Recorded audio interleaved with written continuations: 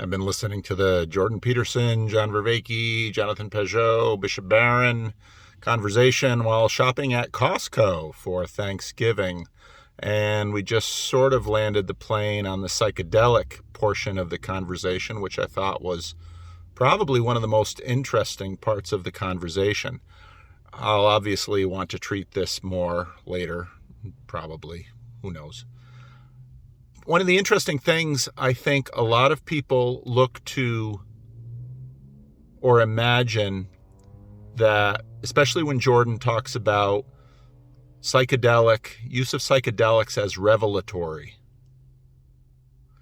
I found it a little bit ironic that, of course, among the four, if you were to plot them on a spectrum, the two individuals that would be most skeptical of dogma would be Jordan and John, and obviously the Roman Catholic bishop and the Orthodox icon carver would be most accepting of dogma.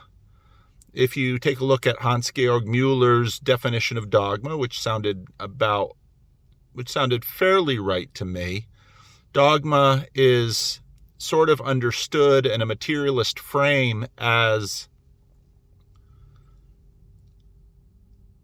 knowledge, especially propositional knowledge, that we get from some other source apart from the physical world. This, to me,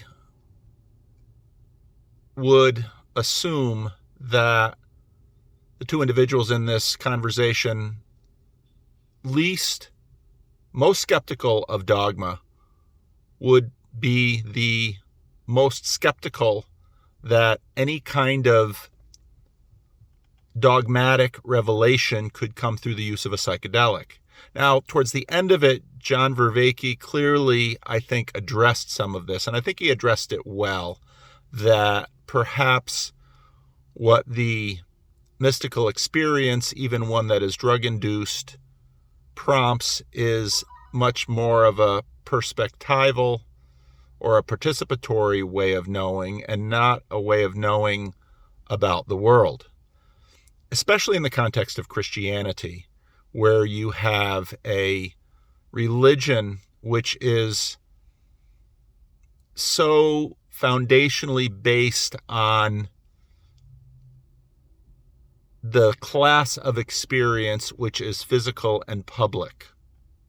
Now, I know there's deep skepticism about miracles, the miracles of Christ, specifically the resurrection, and the idea of the incarnation of Jesus Christ as God becoming man.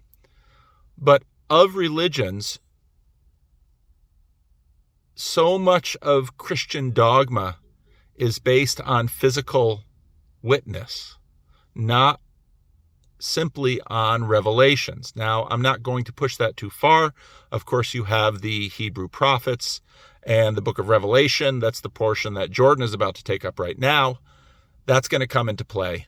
But again, I think it's ironic that individuals who are most skeptical about dogma, which is supposedly sourced from non-physical witness, to be at least most open to the revelatory aspects of psychedelics, that's a rather deep irony.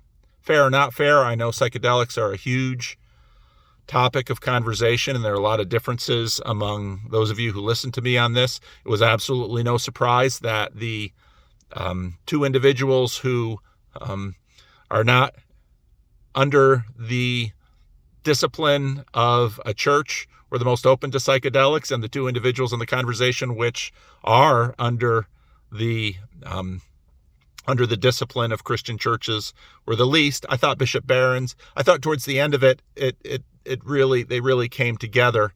I thought the points made by Jonathan about community were excellent. I thought some of the rebuttals by John Vervaeke were excellent. I thought I agreed with the place where Bishop Barron sort of met back with John Vervaeke, and I think John's last point about it being transformative in the individual, but not revelatory. And it was Peterson who I think used revelatory. And is that because of his love of Jung, who, I don't know, just on a very shallow understanding, I think that some of the writings of Jung that have come out much more later have been seen as revelatory. And so I think this will probably open up more conversations about what we mean by revelation. So I didn't want to lose these thoughts. I had them while I was rolling the cart outside of Costco, and I'm just in my car and I'm talking and fogging up the windows. It's a little bit cool on this Northern California evening, so let me know what you think.